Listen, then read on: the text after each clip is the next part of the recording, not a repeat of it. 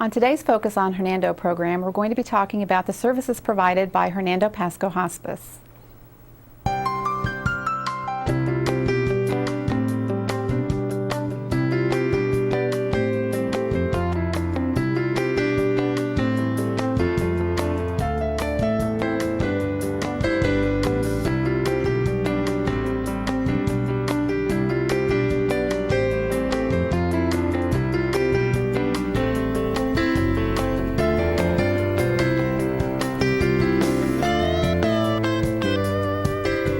Welcome to Focus on Hernando. I'm Brenda Frazier, and my guests today are all representing Hernando Pasco Hospice, and I'd like to introduce Jane Freeman. Hi, Welcome, Brenda. Jane. Thank you. And Brenda Rosin and Laura Finch.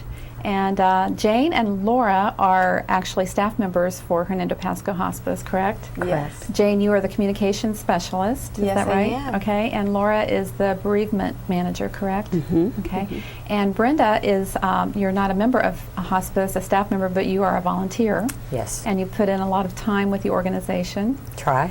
And you've been doing that for, what, about 9-10 months now? Yes. Okay. And Laura, you've been the manager for that particular program for hospice for how long now? Since March. However, I've been a bereavement counselor for Hernando Pasco Hospice for 19 years. Wow. So That's a long time. That's a lot of Yeah. experience. So you've been with them almost as long as they've been in existence in Hernando. Yes, I've watched them grow from this very small agency to what we are now. And as Jane had said, the thing that's just such an honor is just walking with people through their journey and not losing that. And I'm sure it's very rewarding. Brenda, let's talk with you just a little bit about, I know that you put in a lot of hours volunteering, and you recently experienced a loss of your husband within the last year. Tell us a little bit about what it was like, the first few months afterwards, and how hospice helped you through that experience. Basically, you're numb. I think the body, if it's shock, I don't know, but it's a protection because you just can't deal with the pain. It's just too overwhelming. Sort of a natural defense mechanism. And it's your cocoon. So Thanksgiving Day, we were flying to New York for a funeral. December, I came back and put a tree up and slapped ornaments on it and never looked at it again. I had my parents over for an early Christmas, but I had no feeling. I felt nothing. This Were year, you just like on automatic pilot sort you of? got it, automatic pilot. And I said, this year I'm almost a little more concerned because I feel, and last year I didn't feel. Okay. So, but Well, it was very, very soon last year after it happened. When did your husband pass away? 2 days before Thanksgiving last year, so the 20th of November. And you're from what state up north? Well, originally New York, and we lived 30 years in northeast Louisiana before moving here in 2006, end of Okay. January, and he was diagnosed with cancer by July 1st. And so we, And most of your family lives up north? yes. So you came back down here to your home and really had nobody here to support you. Right, So, it's so very it was, difficult. just kind of thought, you're all by yourself. Well, this is the time of year with the holidays approaching that is probably the toughest for people who have lost loved ones. And while there's so many people that are celebrating and it's a joyous time, there's an awful lot of people also that it's just the opposite for them, and it's very, very hard. And it seems like for some people it never gets any easier. So you seem to have really been able to pull out of that. And do you attribute that to hospice mostly? To our group, we had a really good group. We went through the 8-week program together, and the first 3 to 4 weeks, everybody cried all the time. We were absolutely in an abyss, looking up, and you finally got to see light up there, and then the head came above water, and then you treaded water for a while, and one day you kind of hit the shore. You're And it happened all of you together sort of on that because journey? we kept each other, because we were always together. We call, we have lunch, we were together, Right. and we're still together. We're still really close, and you need that support, and you can get it. Not that I didn't have support from my family who was scattered throughout and around, but these people are here, and they really do understand, no matter how much you love somebody. Because they experienced As one it. of them said, take my shoes off and walk, and then tell me what I should do. Right. Right. So Well, had all of them experienced it as recently as you had? actually, there was one behind me. It'll be the 29th of this month for her. It was her son was killed. She was the only one that had lost a child. Okay. The rest of us were spouses. Okay. So it was like within a year. Everybody was pretty much within the year. And how long did it take you? How many months did it take your group to sort of start seeing the light at the end of the tunnel? So Well, to the speak? program is 8 weeks. We were doing really well, but it is a program and it's scheduled, and you per se have lessons.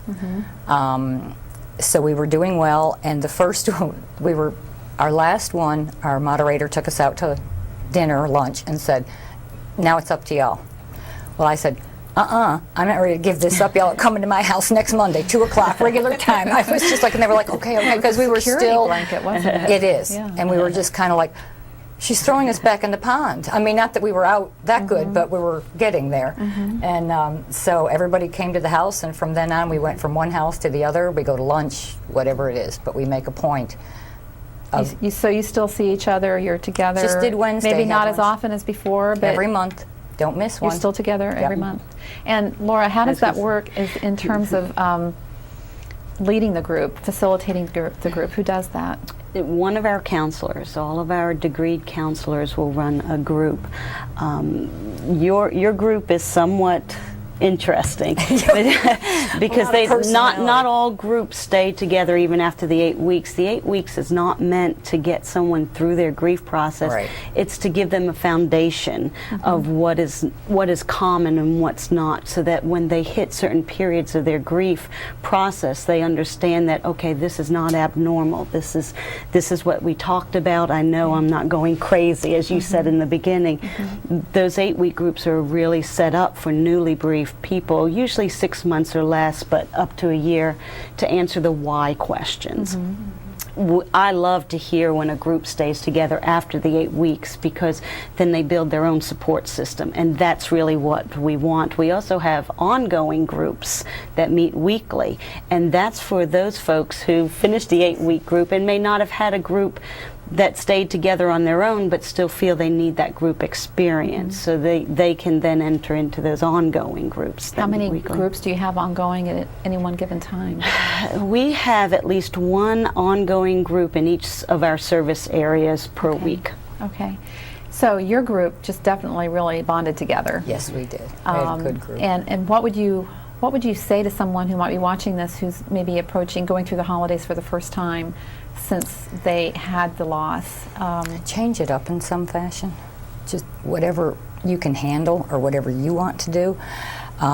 It's the same holiday, but you're not the same person. The whole world has changed. And to go have dinner with everybody the way you used to and look at the empty chair, if that's not going to get it, go to McDonald's, have a cookout, whatever. Everybody's so really, different. they should do whatever they feel in their heart they want to do, whatever. Right.